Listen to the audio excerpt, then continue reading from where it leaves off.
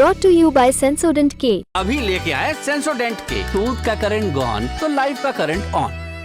खबरें आ रही थी कि शिबू सोरेन के जो दिवंगत बेटे हैं दुर्गा सोरेन, जो मैंने पहले भी कहा उनके राजनीतिक उत्तराधिकारी थे, उनकी पत्नी सीता सोरेन नाराज चल रही थी।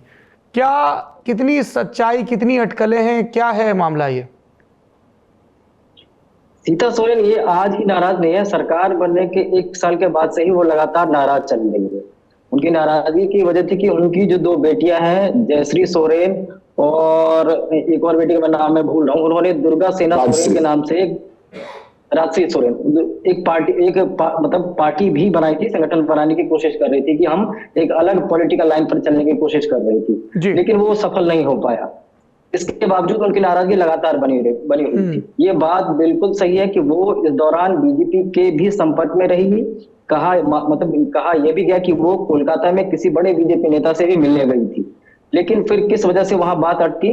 लेकिन अब जब ये फ्लोर टेस्ट की नौबत आई तब और ये नाम उछला मीडिया में कि कल्पना सोरेन मुख्यमंत्री बन सकती है, तो उन्होंने मीडिया से बात करते हुए साफ तौर पर कहा कि इस घर की बड़ी बहू मैं हूं, तो अगर ऐसी कोई परिस्थिति आती है और अगर सोरेन परिवार से ही सीएम बनना है तो उसकी दावेदार मैं हूं, मैं कल्पना सोरेन को नहीं मानूंगी। अब यहाँ पर आया क्राइसिस मैनेजमेंट।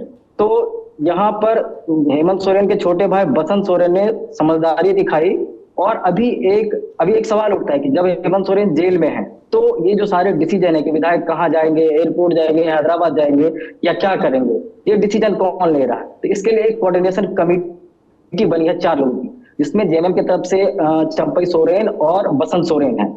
तो बसंत सोरेन को ये जिम्मा मिला कि आप अपनी भाभी को मनाइए और उनको लेकर आइए, लेकिन वो आज सुबह तक तो नहीं मना पाए थे, क्योंकि सुबह जो मेरी जानकारी है उसमें सीता सोरेन अपनी दोनों बेटियों के साथ शिबू सोरेन का आवास जो मोराबादी में ही है वहां पहुंच गई थी और फिर वहां काफी देर बातचीत हुई।